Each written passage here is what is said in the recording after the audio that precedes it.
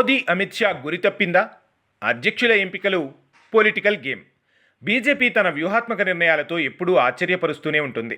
ఆంధ్రప్రదేశ్, తెలంగాణ రాష్ట్రాల భారతీయ జనతా పార్టీ అధ్యక్షుల ఎంపికలు ఈ విషయం మరోసారి స్పష్టమైంది. ఏపీ బీజేపీ అధ్యక్షుడిగా మాజీ ఎమ్మెల్సీ పీవీఎన్ మాధవ్ను, తెలంగాణ బీజేపీ అధ్యక్షుడిగా సీనియర్ నేత ఎన్ రామచంద్రరావును పార్టీ ఎంపిక చేసింది. ఈ రెండు స్థానాల కోసం అనేక మంది పోటీలో ఉన్నప్పటికీ ఆర్ఎస్ఎస్ అండదండలు ఉన్నవారికి, పార్టీలో సుదీర్ఘ అనుభవం కలిగిన వారికి, సౌమ్యులకు ఈ బాధ్యతలను అప్పగించింది. ఈ నూతన సారథులిద్దరిలో చాలా దగ్గరి పోలికలు ఉన్నాయి. ఇద్దరూ ఆర్ఎస్ఎస్ బ్యాక్గ్రౌండ్ ఉన్నవారే, ఇద్దరూ పార్టీకి వీర విధేయులే, ఇద్దరూ పార్టీ హైకమాండ్కి నచ్చిన వారే, హైకమాండ్ మాటను జవదాటని వారే, పైగా పార్టీకి అంకితమై పనిచేస్తారు. వివాదాలకు దూరంగా ఉండడం కూడా ఈ ఇద్దరికీ మరో పోలికగా కనిపిస్తోంది.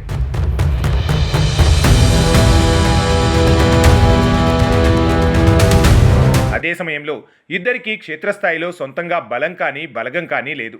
అంతేకాదు, దూకుడుగా రాజకీయాలు కూడా చేయలేరని అంటారు.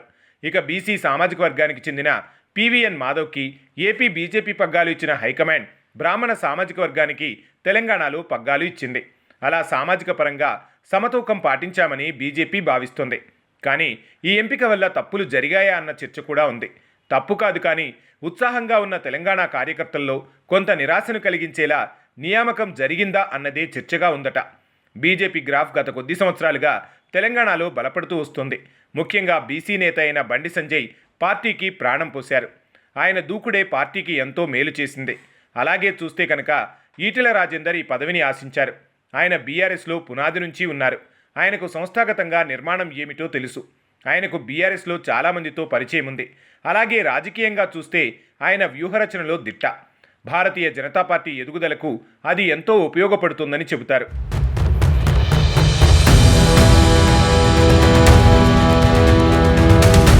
ఇక నిజామాబాద్ ఎంపీ ధర్మపురి అరవింద్ విషయాన్నే తీసుకుంటే ఆయన కూడా బీసీ నేత. ఆయన సైతం జోరు పెంచారు. పార్టీ కోసం ఎందాకైనా అన్నట్లుగా ఉంటారు. మీడియా అటెన్షన్ బాగా చేయగలరు.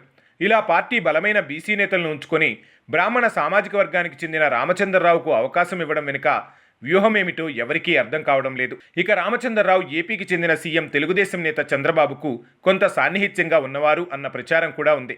అయినా సరే తెలంగాణ రాజకీయాల్లో అది ఏ విధంగా ఉపయోగపడేది కాదని అంటారు. తెలంగాణలో భారతీయ జనతా పార్టీ కాస్త ఊపు మీద ఉంది. తెలుగుదేశం అయితే పెద్దగా లేదని చెబుతారు. మరి అలాంటప్పుడు ఎవరు ఉన్నా ఒక్కటే అన్నది.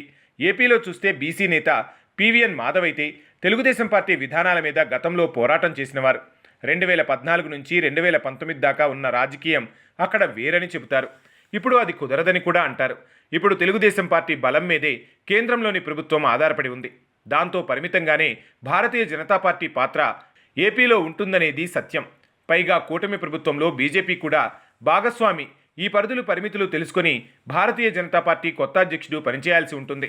ఏపీలో కూడా అంగబలం, అర్ధబలం కలిగిన నేతలు ఎంతోమంది ఉన్నారు. కానీ మాధవ్కి ఛాన్స్ ఇచ్చారు. ఆ విధంగా విధేయతకు పెద్దపీట అని చెబుతున్న మాధవ్ భారతీయ జనతా పార్టీని ఉత్తరాంధ్రలో అయినా బలోపేతం చేయాల్సి ఉంటుంది. మొత్తానికి ఏపీలో, తెలంగాణలో ఈ రెండు ఎంపికలు పార్టీ క్యాడర్ని అయితే కొంత ఆలోచనలో పడేశాయని అంటున్నారు. చూడాలి మరి అటు రాముడు, ఇటు మాధవుడు తమ పనితీరుతో ఏ విధంగా ఆకట్టుకుంటారో.